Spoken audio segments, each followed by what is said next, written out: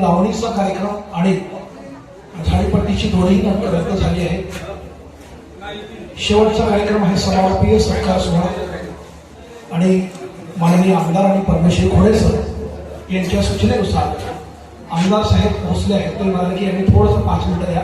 5 मिनिटाचं संमेलनाचं नाही, संमेलनाध्यक्षाची मुलाखत जो कार्यक्रम होता आम्ही सन्माननीय डॉक्टर शेखर डोंगरे सर, पटले सर आणि आदरणीय ताई आणि मी स्वतः यांची मुलाखत घेतो आहोत.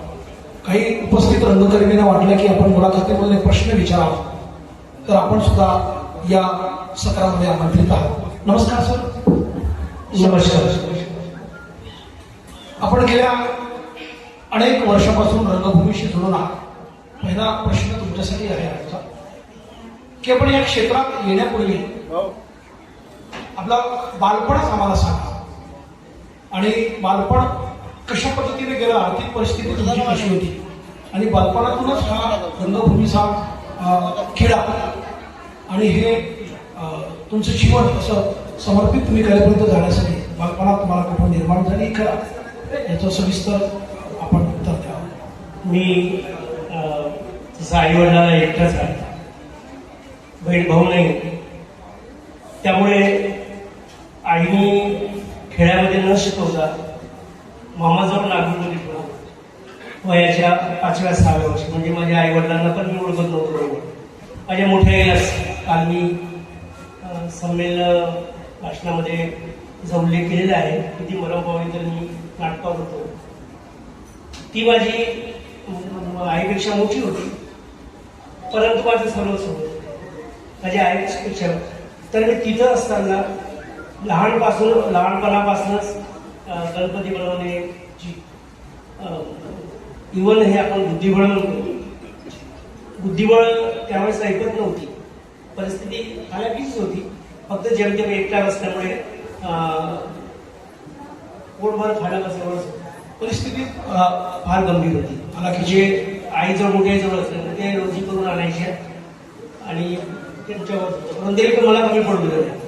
परंतु तिथपासूनच गणपती बनवणे. मग आई गेली रोजीवरती मोठी आई, तर मग तिच्याच लुगड्याने घरच्या आपल्याला बोथऱ्या म्हणतो आपण बापडाला त्याच बांधायच्या.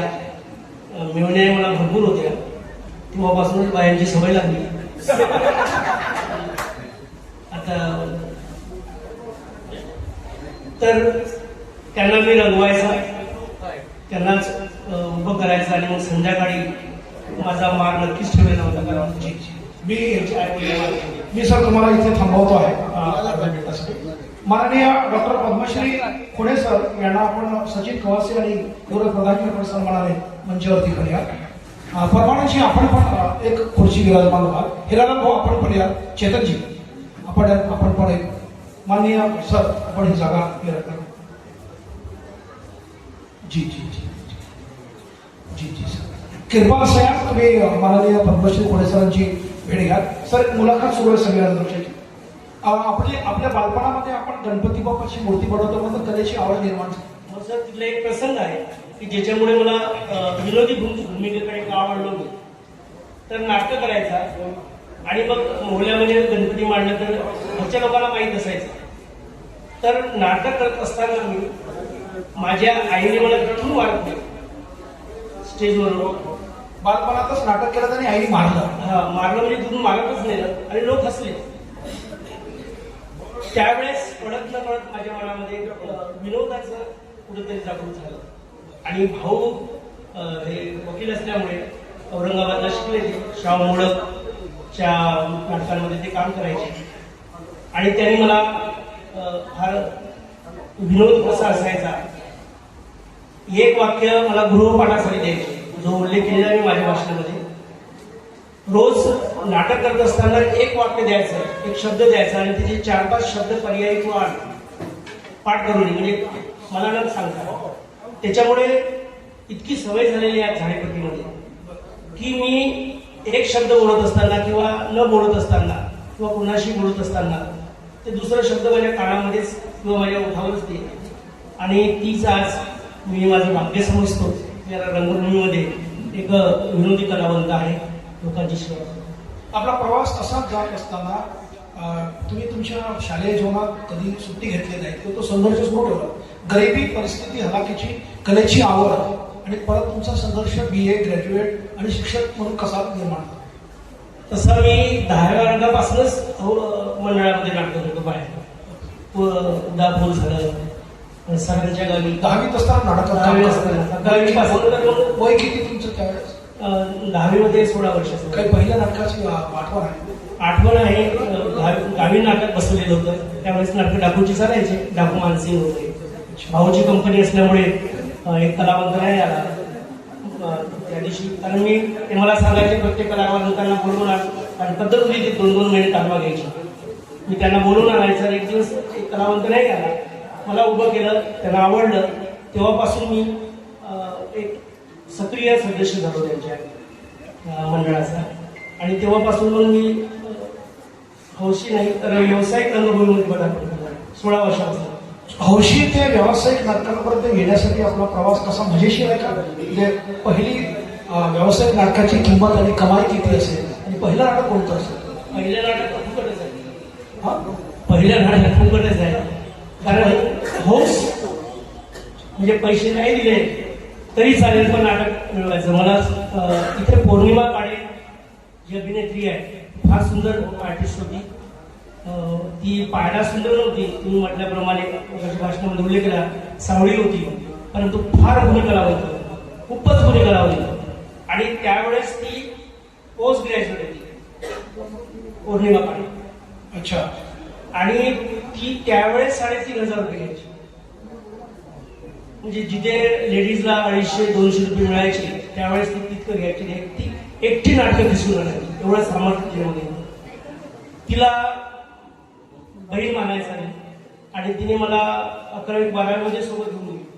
अच्छा. तिकडे पुसद, घोट, कारंजा, लाडकडे नाटकं असायची. मला आवड असल्यामुळे बाई मी काम करतो नाटकात, तर ती त्या मंडळाला स्वतः पैसे द्यायची आणि मला नाटक करायला लावायची.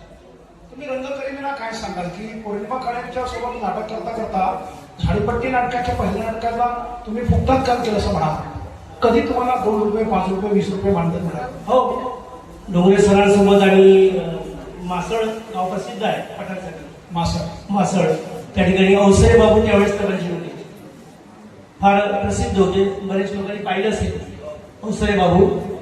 त्यांनी आम्हाला दोघांनाही 5-5 रुपयामध्ये तिथे मानधन दिलेलं आहे.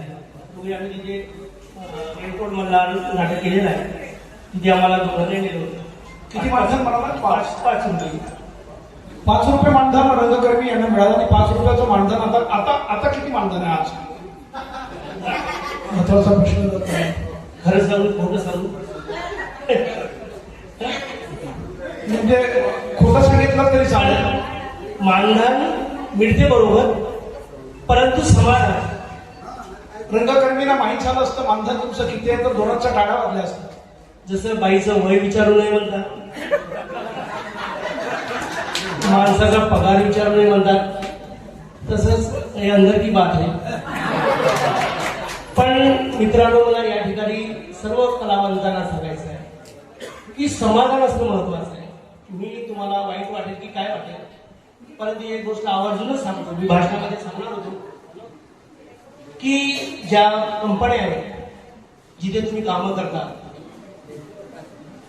सर्व प्रामाणिक आहेत. हा शब्द तर मला कधी कधी खटकतो, रंगभूमीशी प्रामाणिक आहे, सर्व प्रामाणिक आहे, परंतु आपली कंपनी वारंवार चेंज करू नका.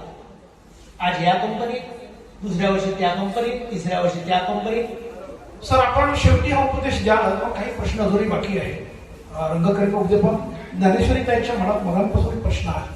मी तिच्याकडे बघितलं आहे की काय विचारू पाहिजे, नेमका प्रश्न ज्ञानेश्वरी त्यांच्या मनात निर्माण झाला. ठीक आहे, तुम्हाला एक प्रश्न विचारते. सर, तुमच्या जीवनातला अविस्मरणीय प्रसंग सांगा, जो तुम्ही कधीच विसरू शकत नाही. मी सांगितलेलं आहे की माझ्या पत्नीचा जो विषय आहे, कारण जवळजवळ 5 वर्ष मुलं नाही झाली. तो आता कोणता प्रसंग आहे तो माहीत नाही, परंतु आबोर्शन व्हायचे. आणि जेव्हा प्रेग्नेंट झाली ती जवळजवळ 10 महिने ऍडमिट होती. मला वाटतं कुठलाच पेशंट राहत नाही. 10 महिने ती नागपूरला ऍडमिट होती प्रायव्हेट दवाखान्यामध्ये. शनिवारी रविवारी तिथे जायचं आणि नागपूरला, आणि तिथून येऊन नाटकावर जायचं. कधी कधी जायला तिथे आठवण यायची, आणि एकटा असल्यामुळे कुणाचंच पाठबळ नाही. नोकरी होती परंतु प्रायव्हेट शाळेमध्ये किती पगार भेटतो हे सर्वांना माहितीच आहे.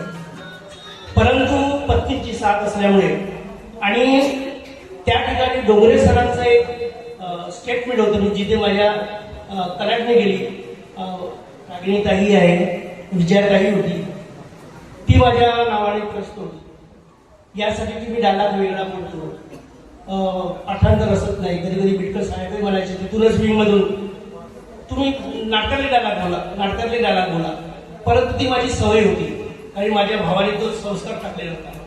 डोंगरे सरांनी तर मला शेवटचीच वॉर्निंग दिली होती. वायगावला नाटक होतं, कदाचित ते विसरून गेले असतील, पण माझ्या आठवणीमध्ये आहे की भाऊ तू हे शेवटचं नाटक तुझं, त्याच्यानंतर मी तुला नाटक देणार नाही, कारण तू डायलॉग विसरतोस, पाठ करत नाहीस, आणि समोरच्या नाटकात जर तू चांगलं काम नाही केलंस तर मी तुला नाटकं देणार नाही. तेव्हापासून मी जिद्द, चिकाटी मला, आणि आपल्या पहिले प्रामाणिक होतोच, परंतु म्हणून तिथून शिकलेलं आहे की तुमच्या परिस्थिती काय आहे. लेडीजनी प्रत्येकाने सांगितलेलं आहे, सलाम करतो त्यांना मी. तुमच्याला नटी म्हणतात, त्याचं काय, आपण आहोत. तुम्हाला एक वाक्य मी माझ्या पदाचं तुमच्या व्यतिरिक्त सांगतो. ताई तुम्ही म्हणाले पिंजरा पिक्चर पाहिले असं, कालच त्यांचं देहांत झालं. संध्याताईंचं एक वाक्य आहे पिंजरा पिक्चर मध्ये, नर्तकीचं, ती नर्तकी असते, सर्वांनीच पाहिलेलं आहे पिक्चर. तिचं वाक्य आहे की मी लोकांसमोर नाचते, लोक माझे हात पकडतात, मला हे करतात, परंतु हात पकडत असताना पकडू द्या त्याला हात, ठेवू द्या खाण्यावर हात. तुमचं कलेविषयीचं प्रेम आहे म्हणून तुम्ही आपल्या समोरच्या माणसांचा काय उद्देश आहे तो त्याच्याकडे तुम्ही प्रामाणिक म्हणून काम करता. तुम्ही एक आर्टिस्ट आहे, कलावंत आहे, मग समोरचा माणूस हात पकडतो त्याचा उद्देश काय आहे त्याच्याकडे लक्ष देऊ नका. मी मग अशी मुद्दाम करून चेतन सरांना त्यासाठी तुमचा आभार मानतो. खरंच फार सुंदर वाटलं की आज ह्या 5व्या झाडीपट्टी संमेलनामध्ये लेडीज इतक्या बोलल्या, आपल्या परिस्थिती सांगितलेल्या आहेत, त्यामुळे तुम्हाला सलाम आहे. अशा समोर जा, बाकीच्या गोष्टींची काही घेणं देणं नाही. धन्यवाद सर. आणि एक प्रश्न आहे माझा सर, सगळ्या रंगकर्मींचे आमचे तुम्ही आदर्श आहात, तुमचा आदर्श कोण ऐकायची इच्छा आहे ना? बस आम्हाला एक सांगा, तुमचा आदर्श कोण, तुम्ही कोणाला आदर्श म्हणता? माझा आदर्श तसे माझे जे गुरु आहेत, ज्यांनी मला या रंगभूमीमध्ये म्हणजे कॉमेडी कसं करायचं, उभं कसं करायचं त्यांनी शिकवलेलं आहे. परंतु त्याहीपेक्षा कोणी म्हणतात की एका पुरुषाच्या मागे सक्सेस होण्यासाठी स्त्री साथ असतो, मी माझ्या पत्नीला आदर्श केलं. कारण हे तेच आहे. तसं नेहमी तुम्ही डोंगरे सरांचा उल्लेख करता, मी जरा पाहुण्यांकडे जातो तोपर्यंत कंटिन्यू ते तुमच्यासोबत इतकूच करते. डोंगरे सर, काही प्रश्न आपण कंटिन्यू करा आणि हँडओव्हर करतो तुमच्याकडे बाई, आणि मग शेखर पटले सर किंवा अन्य मान्यवर प्रश्न उपस्थित करतील. एका जोरदार कडा संमेलनाच्या मुलाखतीसाठी मी जरा लावून बरं सर, मला सांगा, आपण समजा या नाट्य क्षेत्रात जर आला नसता तर असं काही प्लॅन बी होता का तुमच्याकडं? नाही, प्लॅन बी नाट्य क्षेत्राचं गावातच नाट्यमय वातावरण असल्यामुळे कुटुंबच म्हणजे वडील नाही परंतु भाऊ, गावामध्ये वातावरणाला आकर्षण होतं. एकदम लहानपणापासूनच आकर्षण होतं. दंडारी पहिल्यांदा पाहायला जायचा. गोंधळचा जो प्रकार होता, आमच्या गावाजवळ चांदी नावाचं गाव आहे, चांदीचं नाव आहे, तिथे जाऊन सगळ्यात अगोदर पोतं टाकून बसायचं आणि पाहायचं, ही आवड होती. त्या लोकांना पाहिल्यावर असं वाटतं की आपणही उभं व्हावं, आपल्याला होता आला पाहिजे. दुसरा प्रश्न विचारतो, अत्यंत काळजाला भेटणारा प्रश्न आहे आणि सर्व कलावंतांसाठी ही तो अत्यंत आवश्यक आहे. मगाशी महिला मंडळी जो परिसंवाद झाला त्या परिसंवादामध्ये प्रत्येकाचा संघर्ष या विषयावर प्रत्येकाने आपले संघर्ष केले. हे संघर्ष फक्त आपल्यात नाही तर सर्व कलावंताच्या बाबतीतच घडतात. सरांच्या बाबतीत आपल्याला माहिती आहे की आम्ही खूप वर्षापासून सोबत आहोत, अगदी 12वी पासून आज 35-40 वर्षाचा वेळ झाला.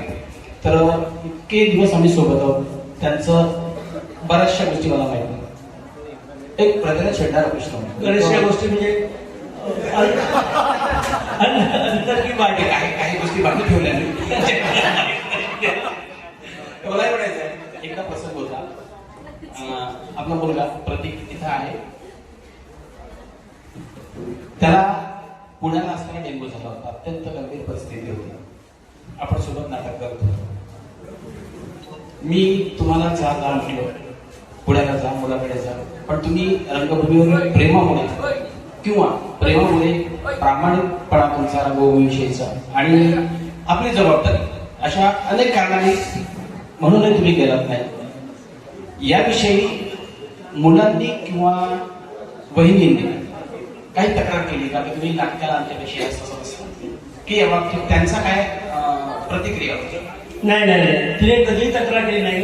कारण जेव्हा मी त्यावेळेस साक्षीदार तू पण आहे, आम्ही जेव्हा पाहायला गेलो होतो तिला, तेव्हा तिला आणि तिच्या बापाला सांगितलं हा नाटकवाला माणूस आहे. तिला तिच्या मनामध्ये होते, कारण ती साधारण कुटुंबातून आलेली आहे. पण तिला म्हटलेलं की माझी पहिली पत्नी माझी कला आहे, तू सुटलीस तरी चालेल, ती आताही सांगते. परंतु मी माझ्या कलेला सोडलं नाही. या ठिकाणी एक सांगतो मी, कारण तुम्हाला पण माहित आहे मी स्टेजवरून पडलो होतो 5 फुटावर. खाली सीमा कुलकर्णी, तुम्ही लेडीज पाहिजे असाल, डेंग्यूची माझ्या डोक्यामध्ये तीच कल्पना होती की माझा मुलगा कसा असेल, दवाखान्यात कशी जाईल. डेंग्यू म्हटलं तर फार भयंकर असतो. मुलगा पण हजर आहे इथे, तो गेला. तर डोक्यामध्ये तेच विचार. तर मी कसा त्या स्टेजवरून खाली पडलो, ते सीमाच्याच रांगावर खाली पडलेलो होतो. तर आणि तिथे हसवायचा, परंतु स्टेजच्या पाठीमागे आल्यानंतर त्यावेळेस नटसम्राट आपले कमलाकर बोरकर सुद्धा होते. असं पांघरून, ब्लँकेट पांघरून मी रडायचा. मी ते दुःख नाही दाखवलेलं आहे, कारण मित्रांनो हा एक कलेचा तर भाग आहेच, परंतु बऱ्याचदा आपल्या लेडीजने सांगितलेलं आहे की तुमच्यासारखं काही आमचं पण आहे. पुरुषांचा तोच आहे. पुरुषही मी माझ्या नाटकामुळेच इथपर्यंत आलो. माझ्या मुलांना नोकरीमध्ये फक्त 2 वेळेचं जेवण शिक्षण, परंतु आज के आत्माराम आहे हे फक्त झाडेपट्टीने दिलेलं आहे. म्हणून जय झाडेपट्टी. इतकं मन आपल्याला कुठंच नाही मिळत. आपण सर्व जनावरांसारखा आपण जन्माला येतो, पोट भरण्याचा आपणही भरतो, कधीतरी संपून जातो, परंतु विसरून आपण झाडीपट्टीच्या आपल्याला नाव दिलेलं आहे. परमानंद गहाणे, शार्दूल डोंगरे, शबाना खान, शिल्पा पाटील, तर हे लोक आपल्याला त्या नावाने ओळखतात. 2 माणसं तरी आपल्या वर्णाला येतील, 2 माणसं तरी इतर येतील. आपले नातेवाईक ते येतात, पण इतर नातेवाईक, इतर आपले जे गर्दी आहे ते येतील, तेच आपल्याकडे माहीत. आता आपण काय घेऊन जाणार आहोत, संघर्ष करता करता चाले जाणार आहोत. पण खरी कमाई आज भाऊ पद्मश्री झालेले आहे. कमलाकर बोरकरच्या तुम्ही अंत्ययात्रेला असाल तर पाय ठेवायला जाता नाही. त्या माणसाचं झाडीपट्टीवर प्रेम होतं, लोक त्यांच्यावर प्रेम करणार. हे खरं बोलतात सर. ही वस्तुस्थिती आहे की असं म्हणतात की कोणत्या माणसाचं कर्तृत्व किती आहे हे त्याला कळत नाही, पण इतर लोकांना तेव्हा कळतं की जेव्हा त्याची अंत्ययात्रा निघतील, त्याच्या अंत्ययात्रेला लोक येतात, ते लोक साक्ष असतात की त्या माणसाचं काम किती आहे. आणि दुर्दैवाने आपण ते पाहू शकत नाही. हीच खरी कमाई असते माणसाची. आपण या विषय सांगितला शिकर भाऊ प्रश्न विचारणार नाही. आत्माराम भाऊ, तुम्ही झाडीपट्टीमध्ये खूप मोठा नाव आहे आणि लाखो लोकांच्या मनावर तुम्ही राज्य करताय. जेव्हा तुम्ही माझ्या चित्रपटामध्ये लालशिवाय चित्रपटामध्ये छोटीशी भूमिका केली, तर छोटीशी भूमिका करून सुद्धा तुम्ही अनेक लोकांना तुमच्या भूमिका बघून लोक हसतात. तो अनुभव तुम्हाला कसा वाटला? त्याचं तर मी मोजमापच नाही करू शकत. आज माझा मुलगा सकाळपासून आहे, तो तिकडे पाण्यामध्ये कुठे आहे काय हेही मला हे नाही. की माझा मुलगा जेवण केला असेल की नाही, कारण माझी पत्नी दिवसभर होती ती जेवण केली असेल. माझं निस्सीम प्रेम आहे माझ्या कलावंतांवर आणि माझ्या कलेवर, माझ्या झाडीपट्टीवर. दुसरं मला मी जेव्हा घरी जाईल तेव्हा कुटुंब. परंतु मी नाटकाला जात असताना मी किती त्रास सहन केला. फक्त 2 तास 1 तास जे आहेत प्रतिभा साखरे सुद्धा म्हणजे तिथं फार काळजीमध्ये यायची, सकाळी जायचं म्हणून. परंतु मी जपलेले आहे आणि तुमच्या जो रोल दिलेला आहे तुमचा मी एक साथीदार राहतो. भाऊसोबत बसलो होतो त्या भाऊच्या, कारण हे होते एक चांगले विद्रोही माणूस. हा अण्णा असायचे, त्यांच्या पायाला मी खाचवत होतो. अरे थांब ना भाऊ, कॅमेरा सुरू आहे, थांब ना भाऊ. म्हणजे हे आपलं हसत खेळत माणूस, तो व्हिलनचं काम करणारा असो की कुठलंही काम करणार, नेहमी हसत राहा. दादांनो ताईनं निव्वळ दुःख आहे आपलं, निव्वळ हसत राहा. तीच आपली खरी कमाई आहे. आपण हसा, दुसऱ्याला हसवा. घरी कुटुंबाला आपल्या पत्नीशिवाय कोणी नाही. मी असं नाही म्हणत सर्व हे नाही म्हणून, परंतु आपली पत्नी, आपला पती हेच आपले सर्वस्व आहे. आपण तिथे बाहेर काम करतो, पण घरी गेल्यानंतर कुटुंबाकडे लक्ष द्या आणि आपण देतोच. आणि संमेलनापेक्षा आपण कुटुंबाकडे लक्ष देत आहात. परंतु आता रंगकर्मीसाठी शेवटचा संदेश आपण मागेही दिलात, आताही द्या. परत आमच्या झाडीपट्टी नाट्य विकास मंडळ, निर्माता मंडळ, अनेक मंडळाचे मुख्य या ठिकाणी बसलेले आहेत. यांच्यासाठी कलावंतांसाठी शेवटचा संदेश द्यावा, कारण पुढे या सर्व नैसर्गिक आपत्तीमध्ये मान्यवर आलेले आहेत. त्यांचा चहापान झालेला आहे. शेवटचा समारोप सत्कार समारंभ आहे. आपल्या संमेलनाध्यक्षामध्ये काही ठराव पारित होणार आहे आणि ही गोड चर्चा संपण्याच्या आधी अजून रसिकांमधून एक महिला आणि एक जेंट्स आणि आमच्या मंचावरील परमानंदजी घाणे, आपण ज्येष्ठ आहात आणि तुमच्याही नाटकाचा काही अनुभव, एक त्यांच्यासाठी शेवटचा प्रश्न आपण त्यांना बोला. आणि रसिकांमधून एक महिला आणि एक पुरुष अशी संधी देण्यात येईल आणि शेवटचा संदेश आपण सरांकडून घेऊया. सरांकडून खूप काही गोष्टी शिकण्यासारख्या आहेत, पण सरांना एकच विचारायचं आहे की झाडीपट्टीमध्ये कुठलाही ग्रुप सक्सेस होण्यासाठी ग्रुप कायमस्वरूपी टिकणं हे गरजेचं आहे, सरांनी म्हटलं. पण यांच्या दोन या गोड जोडींची मैत्री ज्या आज आमच्या झाडीपट्टीसाठी आदर्श आहे, डॉक्टर शेखर डोंगरे सर आणि के आत्माराम सर. आपण तुमच्या मैत्रीतील काही गोड प्रसंग आणि काही कडू प्रसंग, एक 2 प्रसंग सांगावं असं मला. सर फार सुंदर प्रसंग विचारला. प्रेम असावं तर आमच्यासाठी.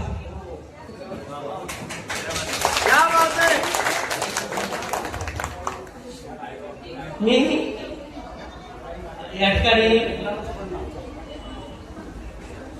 अभिमानाने सांगतो, गेली 45 वर्ष साधन आहेत. 45 वर्ष आम्ही सोबत आहोत. 45 वर्ष आमची पिढी तर गेली, आता मुलंही आले, मुलांची मुलं आता होत आहेत. परंतु कधी दुरावा राहिला नाही, भांडणं झाली पुष्कळ. एक प्रसंग सांगतो तुम्हाला. आम्ही इतके भांडलो, दिवसभर इतके भांडलो, एकमेकाशी बोलत नव्हतो. आम्ही दोघांना सकाळी आम्हाला नागपूरला जायचं. दोघे गेलो आम्ही रेल्वे स्टेशनवरती, तिकीट काढली, मी बसलो गाडीमध्ये. दोघे बोलायचे नाही. दोघांचे त्या ब्रश वगैरे टूथपेस्ट वगैरे माझ्याच बॅगेमध्ये. आणि मग पुढी गावाला तेव्हा ते दुगदुगी गाडी होती. तिथे मग त्यांनी माझा ब्रश देऊन द्यावा,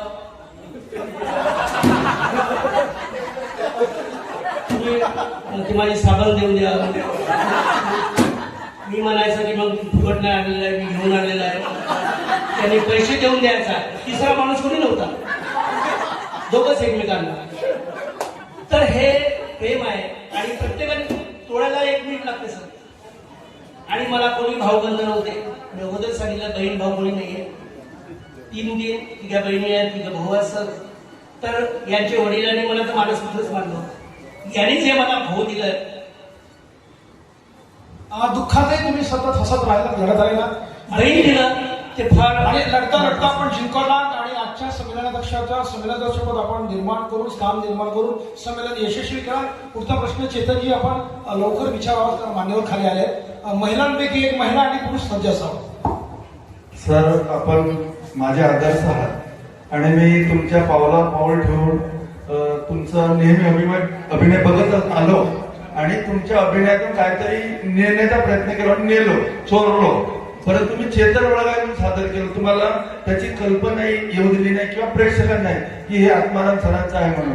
परंतु आज विनोदी कलावंत म्हणून आम्हा विनोदी कलावंतांना तुमच्याकडून आम्हाला गुरुदक्षिणा पाहिजे आहे, तर काय मार्गदर्शन करा?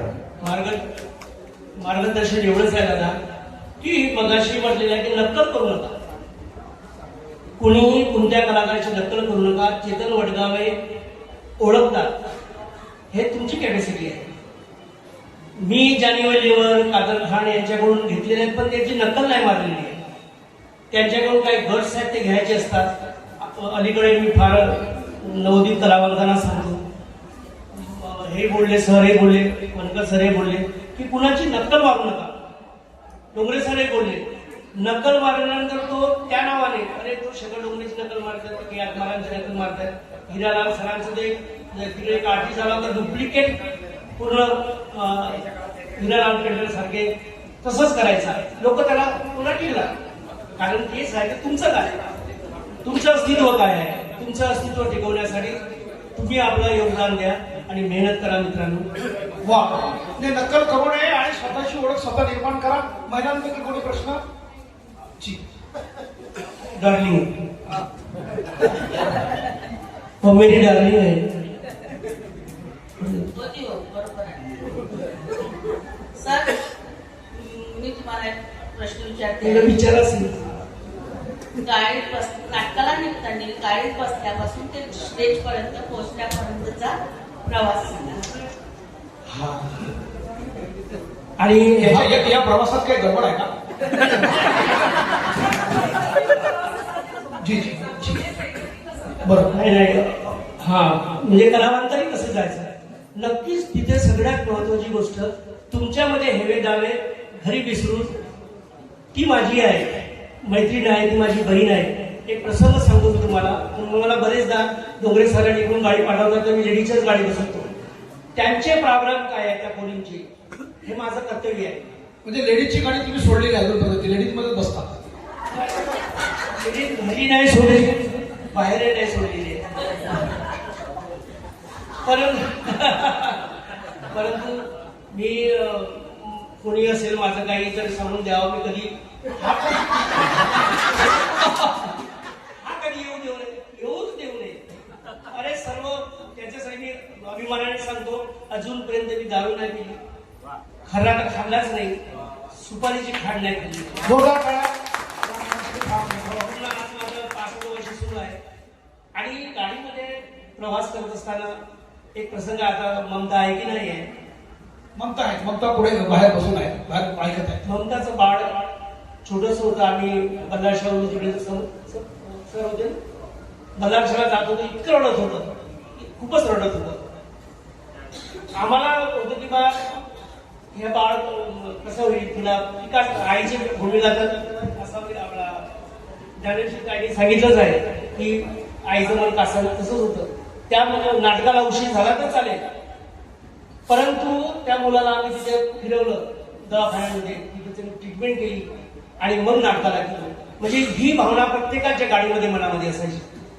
मी डार्लिंग मोडकरी ताईला म्हणायला हवं, तर डार्लिंग म्हणजे निवड आपण प्रेमिकालाच म्हणत नाही, जो आवडीचा माणूस असतो त्याला डार्लिंग म्हणतो. प्रिय माणसाला शिल्पाला तर माहित आहे. जी जी सर, आपण पुढे अजून जाणार आहोत. तुम्ही प्रश्न विचारला. प्राध्यापक शेखर डोंगरे आणि प्राचार्य के आत्मा, सर ह्या दोघांची केमिस्ट्री तुमच्या कोणत्या नाटकापासून सुधारित ते सांगा पाहिजे. हा सर, ब्रह्मपुरीला आम्ही दोघे 12वीमध्ये 11वी-12वी सोबतच शिकलो. 11वी तितकी ओळखी नव्हती, 12वीला झाली ओळख. आणि कॉलेजमध्ये हा स्पर्श मायाचं नाटक बसवलं. मला अनुभव गावामध्ये होता, सरांना पण होता. तर तिथे आम्ही जे दोघांचं संभाषण झालं, केमिस्ट्री हिच्यासाठी टिकते. मग अशी तो तसं कमी नाही. जे कंपन्या बदलवतात म्हणजे सर एक मिनिट बोलू द्या. कंपन्या बदलवतात यासाठी म्हणालेलं आहोत की तुमची केमिस्ट्री नाही जुळत. आमची दोघांची झोपेतून आम्हाला एखादी प्रसंग दिला, अतिशयोक्ती नाही आहे, परंतु आम्ही तुला बोलतो. मी काय बोलणार आहे त्याच्यावर तो उत्तर देईलच, तो काय बोलणार उत्तर देईल. हे कधी होते जेव्हा आपण एकमेकाचं कॅपॅसिटी ओळखतो. इथे काय होते बरेचदा मंडळांमध्ये या वर्षी इथे, दुसऱ्या वर्षी तिथे, इथे तो पूर्ण करतो आणि मग दुसऱ्या मंडळात जातो, तिथे जमव करण्यासाठी 1 वर्ष चालला जातो. तिथून मग दुसऱ्या मंडळात जातो, तो कधी टिकत नाही त्याची केमिस्ट्री. पण आमच्या दोघांची आज 45 वर्ष झाली, दुसरी पिढी सुरू झाली. दोघांचे लग्न व्हायचे होते, 12वी-11वी पासून करतो. इतक्या वर्षाचा अनुभव, दोघांचा इतका प्रबळ अनुभव आहे की आम्ही सकाळी नाटकं लिहायचे. पहिल्यांदा आम्ही नकला करायचे आणि नंतर मग तिथं सादर करायचं. त्याच्यामुळे दोघांची केमिस्ट्री याच्यासाठी जुळलेली आहे की दोघांच्यावर केमिस्ट्री माहिती आहे. मी बोलल्यानंतर तो काय उत्तर देईल, तो बोलल्यानंतर मी काय उत्तर देईल, म्हणजे एकमेकाला माहिती नसते. नाही आता सर पुढे सर वाढत जाईल. पुढे कार्यक्रम एक रागिनी त्याला माहिती आहे. रागिनी आत्माराम सर, तुम्हाला मला एक प्रश्न विचारायचा आहे की सर्व कलाकारांनी म्हणजे आपलं नाटक चांगलं व्हावं, प्रेक्षक नाटक संपल्यावरती आनंदाने घरी जावं, यासाठी सर्व कलावंतांनी काय करायला पाहिजे सांगा मला. हे टीम वर्क आहे. टीम वर्क शिवाय काही होऊ शकत नाही. मी मोठा आहे, तू लहान आहे, तो ज्युनियर आहे, मग अशी तुम्ही सांगितले तर फार चुकीचं आहे. आणि आपण कुठं विसाव्यासाठी जातो मेकअप रूम मध्ये. मेकअप रूम मध्ये खेळीमेळीचं वातावरण असायला पाहिजे. ती माझी ज्युनियर आहे, ती माझ्यापेक्षा लहान आहे. स्टेजवरही ऍक्शन रिॲक्शन, आम्ही दोघे एवढ्या लवकर आलो नसतो, परंतु आमचे दोघं कधी कधी सहकलाकार हे फार महत्वाचं, तितक्याच महत्वाचं असतं. जोपर्यंत सहकलाकार तुम्हाला रिॲक्शन देणार नाही तेव्हा तुमचं काम जमणार नाही. अमिताभ बच्चननी पूर्ण आपल्या घरीच पिक्चर काढला असता. त्याची बायकोही काम करते, तोही काम करतो, सुने करतो, पोरगाही करतो, परंतु हे टीम वर्क आहे. ऍक्शन रिॲक्शन फार महत्वाचं आहे. बरोबर बरोबर आहे, मला एक म्हणायचं आहे. आणि सर, मी एक देवाकडे एकच प्रार्थना करेन, मी जेव्हापासून बघते नाटकात आले तेव्हापासून तुम्ही दोघं, तुमच्या दोघांची जोडी, मैत्रीची जोडी, खरंच मी सर्वांना म्हणते की मी नाटकात जर जोडी बघितली असेल त्या दोघांची, कधी तुम्ही एकामेकांपासून वेगळे झाले नाही. परमेश्वराला हीच प्रार्थना करेन की तुम्ही जोपर्यंत नाटकं करता तोपर्यंत दोघं एकत्र राहा. सरांनी मगाशी दिलं ते झोपेत असले तरी दोघे भाऊच असतात आणि ते उठले तरी भाऊ असतात. आणि ब्लँकेट एक सांगतो, आमचा ब्लँकेट एकच आहे दोघांसाठी. त्यांचा ब्लँकेट एकच आहे आणि तो सर्वांना सांगतो की माझ्या वडिलांनी सांगितलं की तुम्हाला भाऊच्या ब्लँकेट मध्ये शोधतो. फक्त ब्लँकेट पुरताच आहे, बाकीचे करायचं असलं तर मग आपला वेगळं करतो, मग तो नाही सांगतो. असं पुस्तक आपण छान मुलाखत दिली आणि सर आता वाढत जाईल. पण आपण सर, आपण संपूर्ण आयुष्य जाळीपट्टीसाठी देतात असं कबूल केलेलं आहे आणि करत सगळं आपलं कथन केलेलं आहे. पण मला असा प्रश्न आहे माझा की आता तुमचे हे उरलेले दिवस आहेत, आपण केव्हा जाणार याची काही गॅरंटी नाही आहे. थोडे दिवस म्हणू नका. म्हणून मला असं म्हणायचं आहे की संपूर्ण आयुष्य तुमच्या जर झाडीपट्टीसाठी झालेलं आहे, देत आहात तुम्ही, समाज कार्यासाठी तुमची काय, सामाजिक कार्यामध्ये तुमचं काय योगदान आहे हे महत्वाचं. समाज कार्यात म्हणजे फुले शाहू आंबेडकर बाबासाहेबांना सांगितलं की शिकलेल्या माणसाला जी जिम्मेदारी दिलेली होती त्याच्यात तुमचं काय योगदान आहे. त्यांच्या लक्षात आला समाज कार्याची आवड आहे का तुम्हाला की करणारच नाही आयुष्यात? नक्कीच आहे. मला वाटतं समाज कार्याची आवड आहे. परवा तुम्ही साहित्य संमेलनात पण आलात, तुम्ही आंबेडकरी कार्यक्रमात पण जात असताल. जी कार्यक्रम गावी बसवायचे. गावी 11वी 12वीमध्ये शिकत असताना गावी आमच्या 2 पुतळे मांडलेले आहेत. म्हणजे फेडरेशन नावाचं होतं. रंबुलीला शिकत असताना एक फेडरेशन होतं. तिथेही सर्व सामाजिकता कार्य आहेच, ते रक्तातच भिनलेलं आहे. मला वाटतं प्रत्येक कलावंताला सामाजिक कार्य असतेच आणि सर ते आमच्या रक्तातच आहे. एकदा जोरदार टाळ्यांचा कडकडाट संमेलन दर्शवलेल्या काही जनतेला मार्गदर्शन आता नंतर आपण तुमच्या समारोपी भाषणातून करा. मी परत एकदा सर्व आमच्या झाडीपट्टी नाट्य विकास मंडळ, निर्माता मंडळ, लेखक मंडळ, वादक मंडळ, पटले सर, ताई आणि सर्व मान्यवरांचे आभार मानतो. आणि हा कार्यक्रम संमेलनाध्यक्षाचं काही इलाज काय नाही ना? एकच सांगू इच्छितो, हा दोघांचा जो आतापर्यंतचा प्रवास आहे आपण सरांनी उलगडलाच, पण एक महत्वाचं एक कलावंत म्हणून सरांचं जे आपल्या कलेप्रतीचे समर्पण आहे त्याग आहे, त्याचे साक्षीदार मी आहे अगदी 12वी पासून. म्हणजे एखादी गोष्ट, एखादी कला, जसं नकला वगैरे लिहायची ते आम्ही सादर करायचो. आणि परत सांगतो तुम्हाला एक गोष्ट की झाडीपट्टीत सर्वात पहिल्यांदा नाटक लिहिलं की आत्माराम निवड लिहिलं नाही तर त्याचे कमीत कमी 5 प्रयोग, त्यांच्या गावी एक प्रयोग झाला, माझ्या गावी प्रयोग झाला, परत निंथूरला प्रयोग झाला, अशी 4-5 प्रयोगांनी केली. तर गोष्ट सांगायची की त्यांनी लिहिलं किंवा त्यांनी जे सादर केलं जर त्यांच्या मनासारखं नाही झालं किंवा लोकांना आवडलं नाही असं त्यांना वाटलं, अक्षरशः ताप यायचा. ताप. मी साक्षीदार आहे त्या गोष्टीचा. इतकं समर्पण त्यांचं या आपल्या कलेविषयी आहे, एवढं सांगू इच्छितो. आणि यानंतर शेवटचं बोलतील. शेवटचं काही बोलायचं आहे की समारोपामध्ये बोलायला? कारण पाहुणे आले, त्यांना मी जायचं आणि यांना पण भूका लागलेल्या आहेत. एकदा जोरदार संमेलनासाठी या मुलाखतीच्या आहे आणि आपल्या सर्वांचे विशेष आभार म्हणून आपण आपली जागा घ्यावी. मी महामंडळाच्या सर्व कार्यकर्त्यांना विनंती करतो की आपण एक बैठकीच्या शेवटच्या समारोपाची तयारी करावी आणि हा सत्कार समारंभ